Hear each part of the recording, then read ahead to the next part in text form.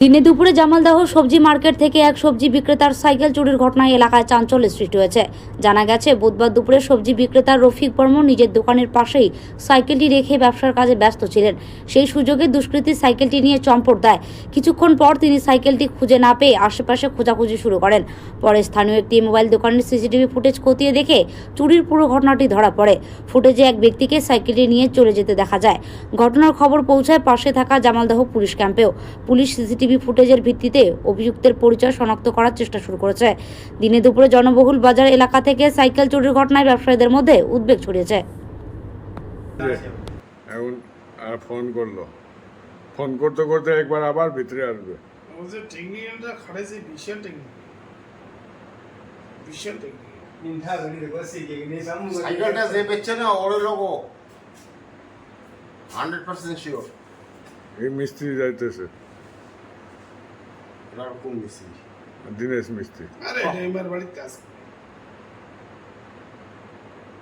দেখ না ওই কি করে, দেখ মোবাইলের মধ্যে ফোন লাগাচ্ছে। আমার ভিতরে ঢুকবে একবার। ঢুকবে তো কিভাবে দেখে, দেখো তো।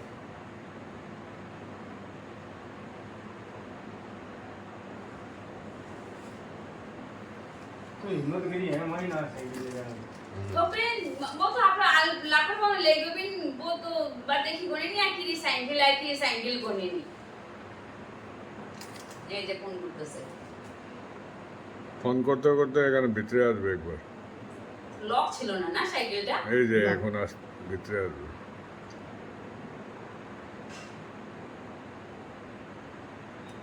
এই যে এই যে এই যে এই যে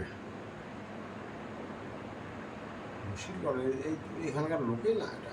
এটা এটা ছেলে এখানকার না না টোটাল দেখো না।